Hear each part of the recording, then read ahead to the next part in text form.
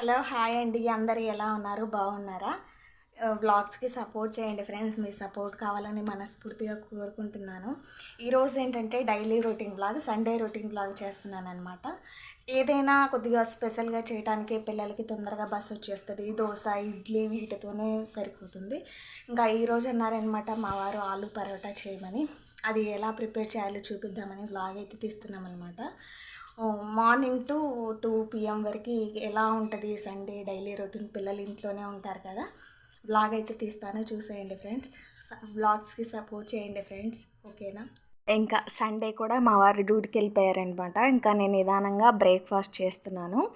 ఏంటంటే ఆలూ పరాటా పంజాబ్లో famous breakfast అనమాట. ఇది ముందుగా ఆలు ఉడకపెట్టుకున్న తర్వాత దాంట్లో జీలకర్ర, పసుపు, ధనియా పౌడరు, ఇంకా సాల్ట్, నెక్స్ట్ ఉల్లిపాయలు, పచ్చిమిర్చి, కరివేపాకు, కొత్తిమీర అన్నీ కట్ చేసి పెట్టుకున్నాను అనమాట.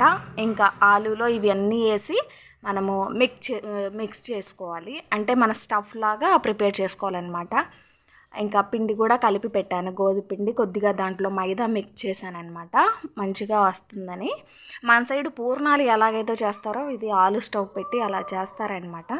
చాలా బాగా టేస్ట్గా ఉంటుంది, ట్రై చేయండి. ఇంకా నెక్స్ట్ అయితే ఇంకా చిన్న చిన్నగా అలా చపాతీలాగా రుద్దుకొని దాంట్లో ఈ స్టఫ్ పెట్టేసి మళ్ళీ దాన్ని కవర్ చేసేసి మళ్ళీ మన చపాతీలాగా ఎక్కువ ప్రెషర్ పెట్టకుండా లైట్గా మనం ప్రెస్ చేస్తూ మనం చపాతీని అయితే చేసుకొని వెంటనే మనము ఇంకా చేసేసుకోవాలన్నమాట. చూడండి నేను అలా చేస్తున్నాను.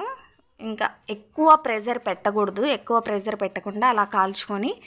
ఇక్కడ పంజాబ్లో నేను ఇక్కడికి వచ్చిన తర్వాత ఇది చూసానన్నమాట. ఇంకా నాకు తెలీదు ముందు, సరే మీతో షేర్ చేసుకుందామని అలా చేస్తున్నాను. మన సైడు పూర్ణం బూరెలు ఎలాగా చేస్తారు, భక్షాలు ఎలాగ చేస్తారో అలా చేస్తారనమాట. ఇంకా రైతాతో తింటారు వీళ్ళు.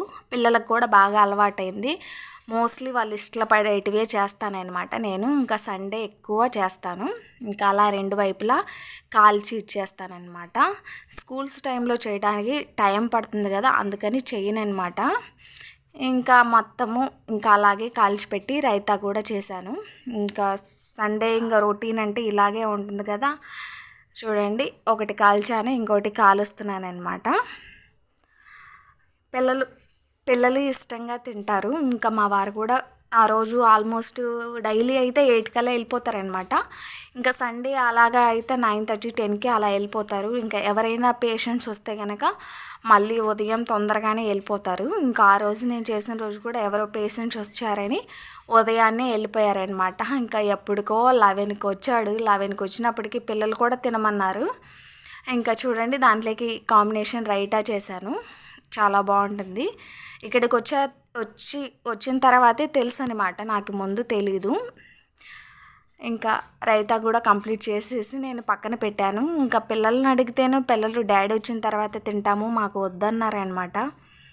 ఇంకా నేనేం చేయను మరి, ఇంకా డాడీ వచ్చిన తర్వాత తింటాము ఏదైనా తినండి అంటే ఇంకా ఉదయాన్నే పాలు తాగారు. ఇంకా పాలు తాగిన తర్వాత వాళ్ళ డాడీ వచ్చాక తిన్నారనమాట. ఇంకా మొత్తానికి నేనైతే ప్రిపేర్ చేసి 2 పక్కన అట్టు పెట్టేశాను అనమాట. ఇంకా వంటలు చేస్తుంటే అసలుకి మామూలుగా లేదండి, చెమట. ఎండలు విపరీతంగా ఉన్నాయి, మన సైడ్ కూడా ఇంతేనా ఎండలు? జస్ట్ ఇంకా అది బ్రేక్ఫాస్ట్ ప్రిపేర్ చేసి వచ్చేసరికి నాకు చూడండి ఒళ్ళంతా తడిచిపోయింది. చెమటలు ఎక్కువ, ఎండలు ఎక్కువగా ఉన్నాయి. మన సైడ్ తగ్గింటాయి, ఇక్కడ ఎండలు తగ్గలేదండి, ఇంకా చాలా ఎక్కువగా ఉన్నాయి. చైన్ అయితే చేశాను కానీ ఇంకా జాబ్ పర్సన్స్ పరిస్థితి అంతే కదా. మా వారైతే ఉదయాన్నే 7కి వెళ్ళారనమాట డ్యూటీకి. సండే కూడా రెస్ట్ ఉంటుందండి, తినడానికి కూడా రెస్ట్ ఉండదు. ఇంతవరకు ఇంటికి రాలేదు, ఇంకా ఎక్కడా తిన్నారు కదా, ఇంటికి వచ్చిన తర్వాతే తినాలి. ఈ జాబ్ పర్సన్స్తో అంతేనండి పాపము. ఇంకా అసలు ఉదయం నుంచి ఛాయ్ తాగేసి వెళ్ళిపోయాడు అంతే. ఉదయం 7కి ఛాయ్ పెట్టించాను. ఇంకా ఎలాగో వెళ్ళాడు కదా, నేను నిదానంగా బ్రేక్ఫాస్ట్ చేస్తానన్నమాట. వెళ్ళిపోయాడు. ఎన్నింటికి వస్తాడో ఎన్నింటికి తింటాడో కూడా తెలీదు. ఇంకా ఇదనమాట, ఇలా ఉంటుంది జాబ్ పర్సన్స్ కష్టము. సండే కూడా రెస్ట్ ఉండదు వాళ్ళకి, డైలీ వెళ్తుంటారు. సండే అన్న కొద్దిగా రెస్ట్ తీసుకుందామంటే అది లేదు. పవన్ చేయమన్నారనమాట, చూడండి వెళ్ళిపోయాడు. ఇలాంటివి డైలీ చేసి ఇవ్వటానికి ఏంటంటే కొద్దిగా టైం పడుతుంది. మా పిల్లలకి అందులో 6:30 కల్లా బస్సు వచ్చేస్తుంది అనమాట, అవ్వదు చేయటానికి. ఇంకా దోశ, ఇడ్లీ అలాంటివి అయితే మనం ఒకేసారి చేస్తాం. ఇది ఆలు బాయిల్ చేసాలి, స్టఫ్ పెట్టుకోవాలి అని అంటే కుదరదు కాబట్టి సండే చేశాను అనమాట. ఓకేనా ఫ్రెండ్స్, బాయ్ బాయ్. ఇప్పటికి బాబాయ్, తర్వాత వీడియోలో కలుసుకుందాం. ఇంకా మా వారు వచ్చిన తర్వాత ఇంకా చూడండి, పిల్లలు ఇంకా అందరు కూర్చొని తింటున్నారు.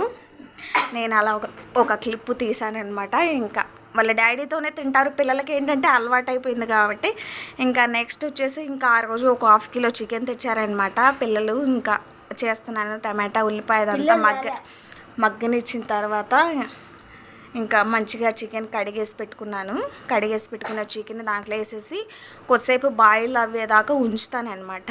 ఇంకా అది బాయిల్ అయిపోయిన తర్వాత చూడండి చికెన్ వేసేస్తున్నాను.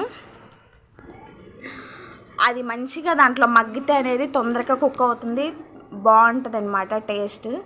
అందుకని ఇంకా అల్లం వెల్లుల్లిపాయ అదంతా వేసేసి సిమ్లో పెట్టేసి మంచిగా మగ్గనిస్తాను అనమాట.